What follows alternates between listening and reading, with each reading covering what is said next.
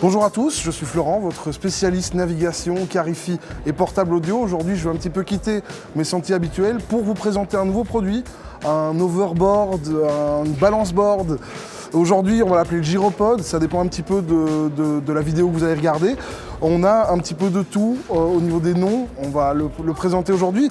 On va commencer tout simplement par un petit contenu de la boîte, très simple, très classique. L'appareil en lui-même, vous allez très vite le reconnaître, je vous montrerai un petit peu plus en détail après ce que ça représente. Le chargeur, bien sûr, chargeur qui va nous permettre de recharger l'appareil à peu près en 3 heures, donc pour une autonomie finale en utilisation de 4-5 heures. Tout dépend bien sûr de la personne qui se trouve sur l'appareil en lui-même. On peut continuer ensuite à voir un petit peu les caractéristiques physiques de l'appareil. On a un appareil qui est assez lourd, on ne s'en rend pas forcément compte comme ça, mais ça pèse son poids. L'appareil ici fait 15 kg, donc c'est plutôt lourd, c'est normal. Ça doit transporter une personne adulte. Les poids, justement, des gens qui peuvent l'utiliser varient. C'est minimum 20 kg. En dessous de 20 kg, l'appareil ne vous reconnaîtra pas. Jusque 100 kg. Après, on a des petites marges de manœuvre, mais vous allez voir que normalement, on est censé respecter ce ratio de poids-là. Sur l'appareil en lui-même, rien de très complexe. On a ici, sur l'arrière, le petit connecteur de charge, le bouton pour l'allumer, très classique. On va le voir dès qu'on l'allume, un petit voyant va nous indiquer tout simplement si la batterie est chargée. Si la batterie est chargée, le voyant est vert. La batterie commence à être plate, le voyant passe à l'orange. La batterie est plate, le voyant est rouge.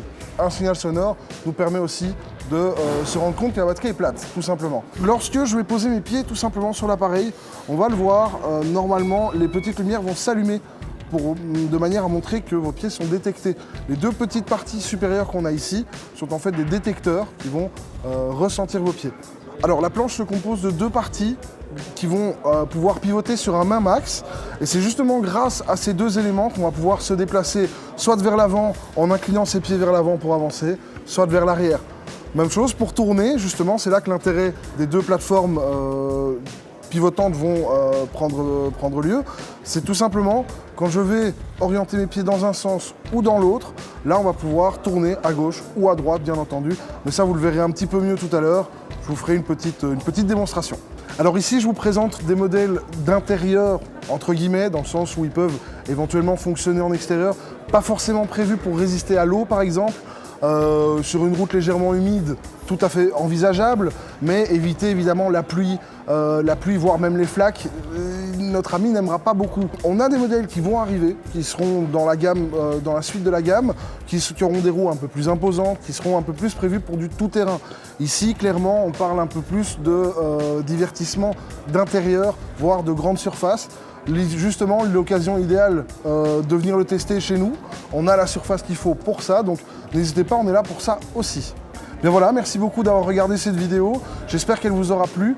Je vous attends avec impatience ici au MediaMarkt de Braine-l'Alleud pour venir tester éventuellement nos différents balance boards. Venez nombreux, on est là pour ça et à très bientôt.